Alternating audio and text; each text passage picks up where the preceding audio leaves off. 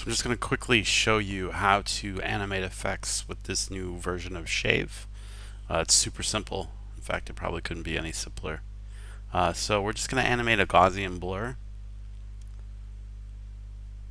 So I got my Gaussian blur on there. It takes a minute for it to kick in. So by the way, this is the new control. It's pretty sexy. If I hold down the Option key, you'll see we go into fine grain mode here, which is super useful. And these are the keyframe controls, and I'm going to show you this in a minute.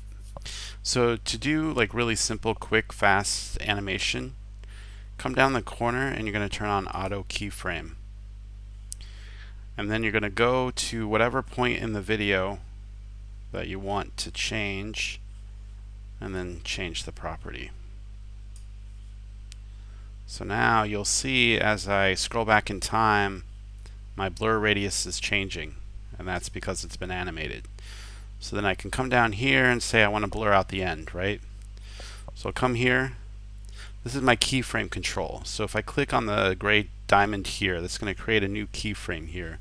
And then I'm going to go where I want the blur to be all jacked out and just move it. With auto keyframing on, these keyframes are all created automatically. So we got our unblurred video and then our blurred video here at the start.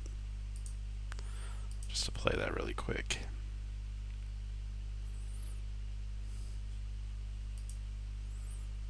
And then you'll see it come up. There it goes.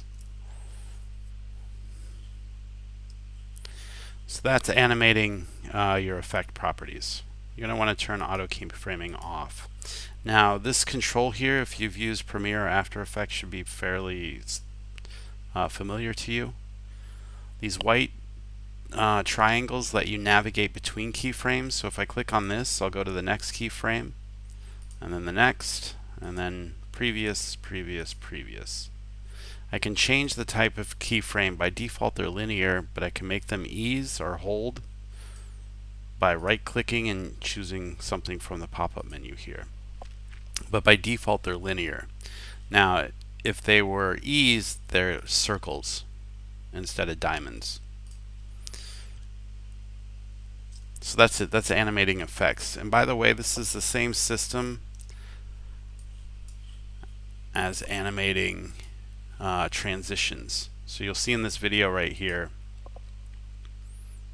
I've animated this video. I'm actually animating the rotation, the scale, and the position. And it's the same way you do it with effects. You can do it with transform mode. Just turn on auto keyframe and go to town by rotating or scaling or whatever.